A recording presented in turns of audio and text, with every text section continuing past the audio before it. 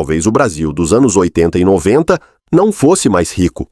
Talvez nem fosse mais fácil. Muita gente vivia contando moeda, reaproveitando roupa, esperando o pagamento cair, fazendo milagre para o mês fechar.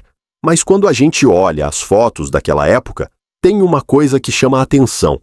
As pessoas pareciam mais arrumadas. Não era só roupa bonita, era postura, era cuidado, era o jeito de sair de casa. Hoje a gente sai correndo. Camiseta amassada, chinelo, celular na mão, cabeça cheia, pressa para tudo. Mas nos anos 80 e 90, em muita casa brasileira, sair era quase uma pequena cerimônia. Tinha roupa de ficar em casa e tinha roupa de sair. E quem viveu sabe, essas duas coisas não se misturavam. A mãe olhava e dizia: "Você vai desse jeito? Vai pentear esse cabelo? Bota uma roupa melhor. Não vai sujar antes da gente sair. Uma ida à igreja, à casa da tia, ao centro da cidade ou ao almoço de domingo na avó, já pedia outra apresentação. E talvez o mais bonito seja isso. A elegância daquela época não estava só na roupa, estava no respeito pelo momento. Fica comigo até o fim, porque talvez a maior saudade não seja da calça, do blazer, do vestido ou do sapato engraxado. Talvez seja da sensação de que a vida tinha ocasião. E quando a vida tinha ocasião, ninguém queria aparecer de qualquer jeito.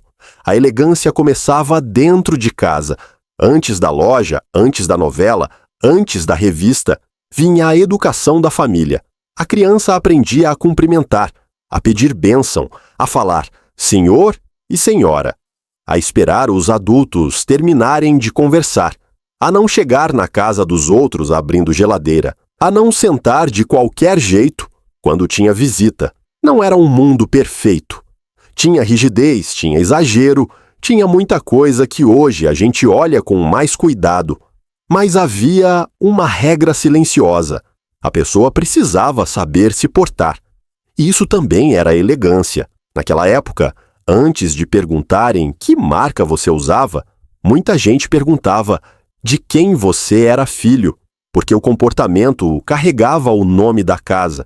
O jeito de falar, de pedir licença, de agradecer, de chegar e de sair, dizia muito. A casa era a tua primeira escola de elegância. Tinha sala arrumada para visita, tinha pano de prato limpo, tinha copo bom, guardado, tinha sofá que criança não podia pular, tinha toalha melhor para o domingo, e tudo isso ensinava uma coisa simples. Alguns momentos merecem cuidado. Por isso, sair de casa era diferente. Casa era casa, rua era rua, escola era escola, igreja era igreja, festa era festa, domingo era domingo. E cada lugar pedia uma versão diferente da pessoa. Não precisava ser luxo. Às vezes era só uma camisa passada, um cabelo molhado penteado para o lado, uma sandália mais nova, uma calça sem mancha, um vestido simples, mas limpo, bem cuidado, com cheiro de sabão e amaciante. Quem lembra sabe, o ferro de passar tinha um peso quase sagrado. A roupa saía do varal, era dobrada, passada, colocada no cabide. Em muita casa, sábado à noite, já era preparação para o domingo. A mãe separava a roupa das crianças, o pai procurava o cinto, alguém engraxava o sapato, alguém perguntava onde estava a meia boa. E quando todo mundo saía junto, a família parecia uma fotografia andando pela rua. A ida à igreja era uma das cenas mais fortes dessa elegância. A pessoa não ia de qualquer jeito. O cabelo era penteado, a roupa era mais comportada, a voz baixava, o corpo mudava. A criança talvez nem entendesse tudo, mas entendia que aquele lugar pedia respeito. E depois vinha outro templo brasileiro, a casa da avó. Ali, a elegância deixava de ser aparência e virava afeto. A família chegava aos poucos. O tio estacionava o carro. A prima aparecia arrumadinha. Alguém trazia refrigerante. Alguém entrava pela cozinha.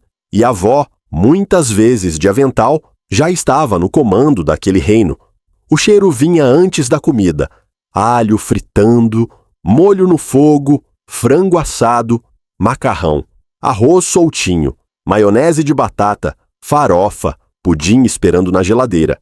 E a mesa tinha cerimônia: toalha limpa, prato colocado com cuidado, copo de vidro, cadeira puxada do quarto, criança comendo na pontinha da mesa. Mesmo quando a comida era simples, o momento parecia grande, porque a elegância do almoço de domingo não estava no cardápio, estava no ajuntamento. Todo mundo sentado junto, a conversa atravessando a sala, a avó insistindo para colocar mais um pouco. O café depois do almoço, alguém cochilando no sofá com a televisão ligada baixinho. A mesa de domingo ensinava uma coisa que loja nenhuma vendia: presença. E talvez por isso tanta gente lembre daquela época como um tempo mais elegante, porque a vida tinha pausa. A escola também ensinava essa má apresentação. Quem estudou nos anos 80 e 90 lembra do uniforme. Podia ser simples: uma camiseta com o nome da escola, uma camisa branca, uma calça azul, uma saia pregueada, um tênis limpo, pelo menos no começo do dia. Mas o uniforme dizia: agora você está em outro lugar. Não era roupa de brincar, não era roupa de dormir, era roupa de estudar. E havia todo um ritual: caderno encapado, etiqueta com nome, estojo organizado, lápis apontado, borracha branca, mochila nas costas, cabelo preso, meia certa. Tinha orgulho do caderno bonito, margem feita com régua, título colorido, letra caprichada, folha sem rasura. Hoje parece pequeno, mas naquele tempo até o caderno falava pela pessoa. A escola ensinava uma elegância silenciosa: organização, postura, pertencimento. Ficar em fila, cumprimentar professor, pedir licença, respeitar horário, saber que existia hora de brincar e hora de ficar quieto. Nem tudo era perfeito, mas para muita gente a escola foi uma oficina de apresentação pública. A criança aprendia que havia um jeito de estar diante dos outros, e isso ficava no corpo. Mas não era só a casa e a escola que educavam o olhar. À noite, a televisão fazia o Brasil inteiro olhar para a mesma vitrine. Nos anos 80 e 90, novela não era só entretenimento, era assunto nacional. A família jantava, lavava a louça, sentava na sala, e a televisão abria uma janela para outro mundo. Ali aparecia a sala bonita, o escritório elegante, o cabelo da personagem, o brinco, o batom, o blazer, a camisa, o vestido, a calça jeans. No dia seguinte, alguém comentava: você viu a roupa dela? Você viu aquele cabelo? Eu queria uma blusa daquele jeito. Antes do algoritmo dizer o que era moda, a novela das 8 fazia o Brasil inteiro olhar para a mesma referência. E mesmo quem não podia comprar igual, tentava adaptar. Aí entrava uma figura essencial dessa história: a costureira. Toda a cidade tinha, todo o bairro tinha, toda a família conhecia uma. A costureira era quase uma tradutora de sonhos. A pessoa via uma roupa na novela, na revista ou na vitrine e dizia: será que dá para fazer parecido? E ela media, cortava, o ajustava, fazia barra, apertava a cintura, trocava botão, reformava vestido, dava vida nova à roupa antiga. A roupa não era descartada como hoje. A roupa tinha conserto, tinha segunda chance, tinha história. Uma calça passava de irmão para irmão. Um vestido servia para mais de uma festa. Uma camisa boa acompanhava batizado, aniversário, casamento e foto de família. A elegância vinha do ajuste, da barra bem feita, da roupa passada, do botão no lugar, do cuidado visível. Não era necessário ter muito. Era necessário cuidar do que se tinha. E isso explica por que tantas pessoas simples pareciam tão compostas nas fotos antigas. Porque havia intenção. Ninguém estava tentando parecer rico. Estava tentando respeitar a ocasião. E quando aí a ocasião era grande, a memória ficava maior ainda. Casamento, batizado, formatura, festa de 15 anos, aniversário de família, baile no clube, missa especial, Natal, Ano Novo. Cada evento tinha preparação. As mulheres caprichavam no cabelo, às vezes no salão, às vezes em casa mesmo, com escova, bobs, laquê, paciência e calor. Os homens separavam camisa social. As crianças usavam aquela roupa que incomodava, mas que todo mundo dizia que estava linda. Tinha sapato apertado, tinha vestido pinicando, tinha gravata torta, tinha meia branca aparecendo e tinha fotografia com todo mundo parado, sério, bonito, meio duro, como se a pose também fosse parte da educação. Aquilo era bonito porque dizia: esse dia merece ser lembrado. Quantas famílias ainda guardam fotos assim? A mãe jovem com cabelo armado, o pai de bigode e camisa por dentro da calça, a tia com ombreira, o primo de conjunto jeans, a avó simples, mas elegante, com uma postura que parecia de rainha. A gente olha hoje e sente uma coisa difícil de explicar. Não é só saudade da moda, é saudade de uma dignidade. E essa dignidade aparecia principalmente na gente simples. A mãe que economizava perfume, o pai que só tinha um sapato social, a avó que prendia o cabelo com cuidado, a criança que ganhava roupa nova no Natal e ficava olhando para ela como se fosse um tesouro. Quem viveu sabe. Roupa nova tinha cheiro. Cheiro de loja, cheiro de sacola, cheiro de promessa, e tinha o ritual de experimentar para a família ver. Ficou bom? Dá uma voltinha. Vai servir até o ano que vem. Cuidado para não manchar. Hoje a moda muda toda semana. A gente compra rápido, usa rápido, enjoa rápido. Mas nos anos 80 e 90, a roupa boa ficava na memória porque participava da vida. Ela ia com você ao casamento da prima, ao aniversário na garagem, à missa de domingo, ao passeio no shopping, ao cinema, à visita na casa da tia, a foto que depois ficaria anos no álbum. E por falar em shopping, para muita gente dos anos 80 e principalmente dos anos 90, shopping era passeio. Não era só comprar, era andar no ar-condicionado, olhar vitrine, tomar sorvete, comer um lanche, ir ao cinema, ser visto. E quando o passeio era shopping, a pessoa se arrumava. Os adolescentes colocavam a melhor camiseta. As meninas caprichavam no cabelo. Os meninos usavam o tênis mais novo. Os pais iam mais alinhados. Mesmo quem não comprava nada voltava para casa com a sensação de ter participado de alguma coisa moderna. A elegância também era isso, pertencer ao tempo. Nos anos 80, havia cor, volume, brilho, ombreira, cabelo armado.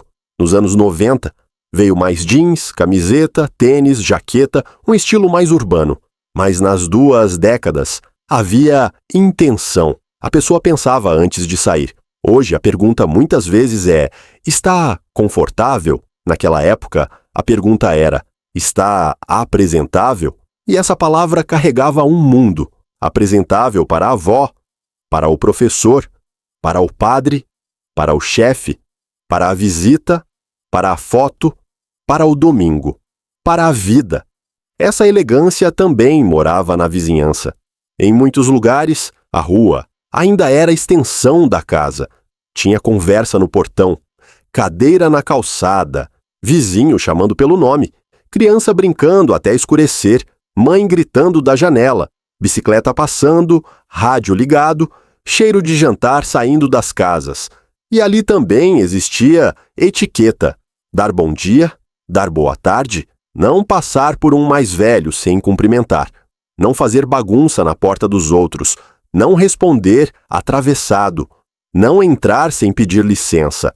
Ser elegante também era saber viver perto dos outros. Era varrer a calçada, emprestar açúcar, oferecer um copo d'água, perguntar da saúde de alguém, devolver a travessa limpa depois de receber um pedaço de bolo. Hoje se fala muito em estilo individual, mas naquela época muita elegância era coletiva. Você se arrumava porque ia encontrar gente que conhecia sua família. Você se comportava porque a rua tinha memória. Você cuidava da imagem porque a imagem não era só sua. Era também da casa de onde você vinha, e isso podia pesar. Mas também criava cuidado. A pessoa pensava 2 vezes antes de sair de qualquer jeito, antes de tratar alguém mal, antes de fazer escândalo. Havia uma vergonha antiga, que hoje quase sumiu. Não era vergonha de ser simples, era vergonha de parecer sem zelo. Essa é a diferença. Muita gente pobre era extremamente elegante. A roupa podia ser simples, mas estava limpa. O sapato podia ser velho, mas estava engraxado. A casa podia ser pequena, mas estava varrida.